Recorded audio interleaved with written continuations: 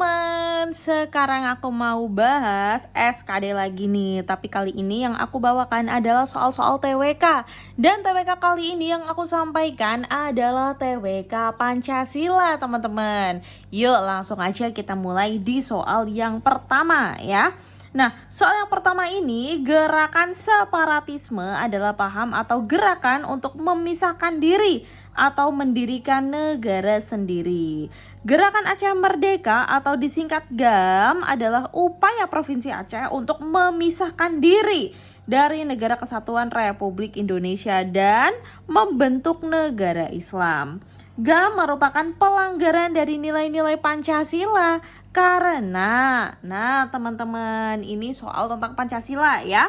Langsung aja kita kupas satu persatu di opsi A. Nah, untuk yang opsi A ini melanggar nilai ketuhanan yang ada pada sila pertama Pancasila. Nah, teman-teman, untuk nilai ketuhanan ini berkaitan dengan keyakinan dan kepercayaan terhadap Tuhan yang Maha Esa.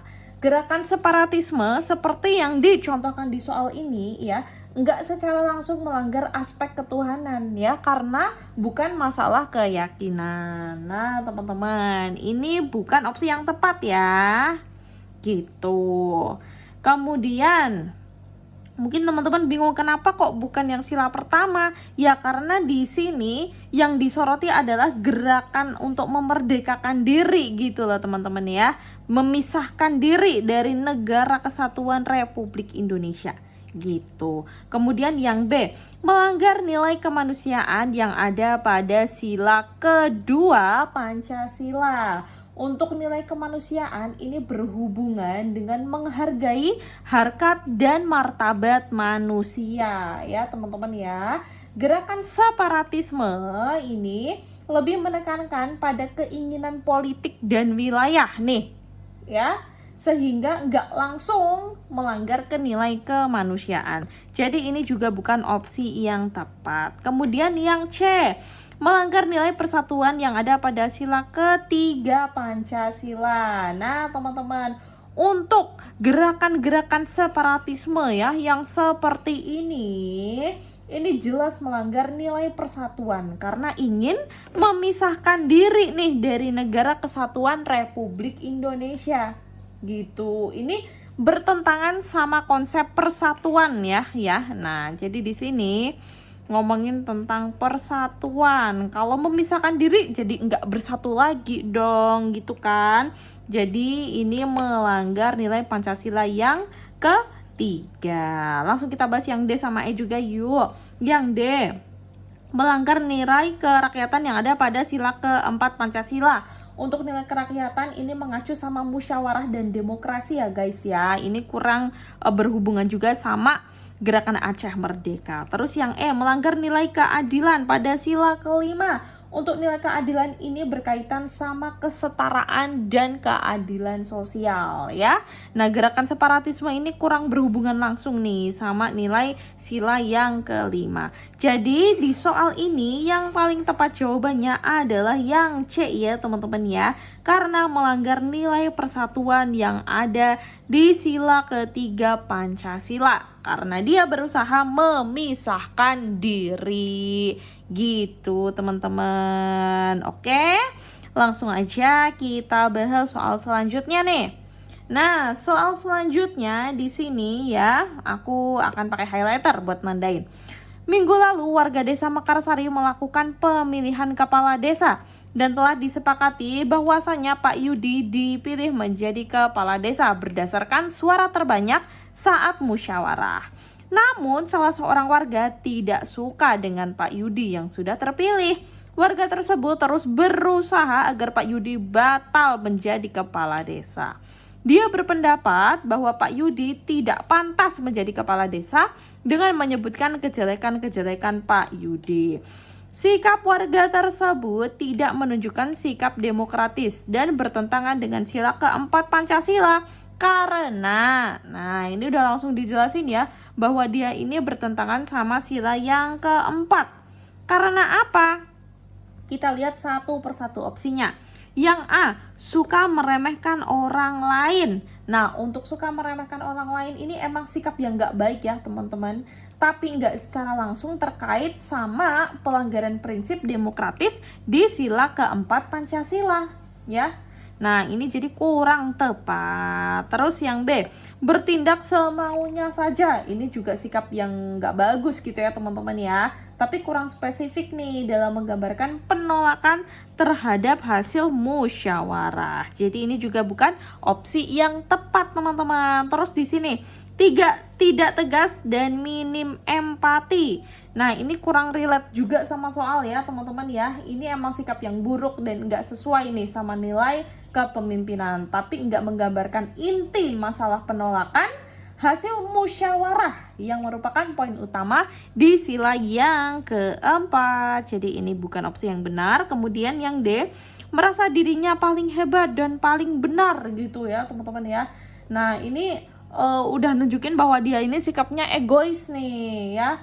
Tapi ini nggak menggambarkan langsung pelanggaran di sila yang keempat, yaitu dia menolak Pak Yudi buat jadi kepala desa gitu ya teman-teman ya. Jadi ini juga bukan opsi yang tepat. Terus yang E, tidak mau menerima hasil musyawarah. Nah teman-teman, untuk yang E ini pilihan yang paling tepat nih, karena menunjukkan sikap yang bertentangan sama sila keempat Pancasila ya, tentang demokratis gitu ya teman-teman ya. Nah, di sila yang keempat ini menekankan sama prinsip musyawarah dan demokratis, sedangkan orang tersebut nggak mau nih menerima hasil dari musyawarah, hasil dari pemilihan kepala desa gitu. Jadi jawabannya yang paling tepat adalah yang gitu teman-temanku semuanya ya. Ini soal-soal tentang implementasi Pancasila nih ya. Nanti teman-teman semuanya perdalam lagi materi-materi dan soal yang ada di aplikasi Aptaschool ya tentang Pancasila. Nah, di sini tryoutnya ada banyak banget nih. Yang di sini ada 60-an paket, terus mini tryoutnya di sini yang Pancasila juga banyak banget nih. Ada TWK Pancasila, terus di sini juga ada Pancasila lagi, atau ketik aja di sini tulis Pancasila gitu ya. Nah, nanti keluar nih soal-soal tentang Pancasila. Nanti teman-teman bisa perdalam lagi materi tentang Pancasila ya, dan implementasinya seperti yang aku tampilkan di layar teman-teman sekarang. Dilihat nanti di aplikasi ya, materinya juga udah lengkap. Nanti teman-teman pelajari lagi aja biar makin mantap persiapannya menuju SKD. Nih ada materi TWK Pancasila, bisa teman-teman klik aja. Nah terus nanti tinggal ditonton deh videonya gitu. Oke, lanjut sekarang ke soal berikutnya. Di sini soal ketiga kita ya teman-teman ya. Nah, di sini Pancasila merupakan dasar negara dan pedoman bagi bangsa Indonesia dalam menjalankan kehidupan berbangsa dan bernegara. Namun, faktanya masih banyak kasus-kasus yang terjadi di tanah air yang bertentangan dengan nilai-nilai Pancasila. Salah satunya pada sila ketiga ya. Berikut ini kasus pelanggaran sila ketiga Pancasila yang pernah terjadi di Indonesia adalah, nah teman-teman kita ingat-ingat dulu bahwa sila ketiga di sini adalah Persatuan Indonesia. Jadi kita harus cari opsi yang mengandung masalah persatuan nih teman-teman ya. Yuk kita kupas dari opsi yang A. Untuk yang A, banyaknya kasus korupsi yang merugikan masyarakat. Banyak, seperti kasus korupsi timah dengan kerugian negara mencapai 271 triliun. Nah, teman-temanku, untuk ini ya, pelanggaran terhadap sila keberapa nih? Sila ke-5. Kenapa sila ke-5? Karena di sini ya, merusak kesejahteraan dan keadilan masyarakat, yang mana ini tidak sejalan nih sama sila ke-5 Pancasila, yaitu keadilan sosial bagi seluruh rakyat Indonesia ya. Nah, jadi ini bukan opsi yang tepat karena yang ditanyain adalah sila ke-3. Kemudian yang B, adanya kasus penistaan agama yang dilakukan oleh beberapa oknum terhadap ajaran agama tertentu. Sudah jelas ya. Kalau bawa-bawa agama ini berarti pelanggaran terhadap sila yang pertama gitu teman-temanku. Terus langsung yang C. Adanya kasus perdagangan ilegal yang dilakukan oleh oknum akademisi. Wah, untuk yang C ini ya teman-teman ya, ini berkaitan dengan hukum dan etika profesi, karena di sini poinnya adalah akademisi gitu ya teman-teman ya, nggak langsung berkaitan sama yang sila ketiga nih tentang persatuan Indonesia. Jadi ini bukan jawaban yang tepat. Terus yang ini kerusuhan yang terjadi di Tolikara. Nah teman-teman, kalau ada kerusuhan kayak gitu ya, ini merupakan pelanggaran terhadap sila persatuan Indonesia nih ya. Kenapa ini melanggar? Karena ini menunjukkan rasa persatuan tuh kurang gitu ya, sehingga toleransi antar warga yang seharusnya jadi landasan dalam jaga persatuan bangsa itu enggak ada, jadilah terjadi kerusuhan. Nah ini jawaban yang tepat ya teman-teman ya. Terus yang kasus incest yang dilakukan oleh keluarga yang terkenal kuat budayanya. Nah ini pelanggaran moral ya teman-teman ya, karena bisa-bisanya incest gitu ya. Nah ini juga bukan jawaban yang tepat karena enggak langsung merujuk ke pelanggaran sila yang ketiga gitu teman-temanku. Jadi untuk pelanggaran sila ketiga ada di opsi yang D, yaitu kerusuhan yang terjadi di Tolikara gitu ya. Oke lanjut soal berikutnya yuk.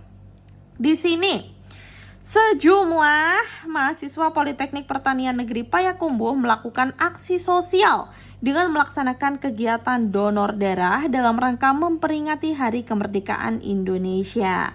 Menurut salah satu staf pengajar di kampus tersebut, adanya kegiatan ini semoga hasilnya dapat membantu untuk memenuhi kuota darah yang dibutuhkan masyarakat Lampung.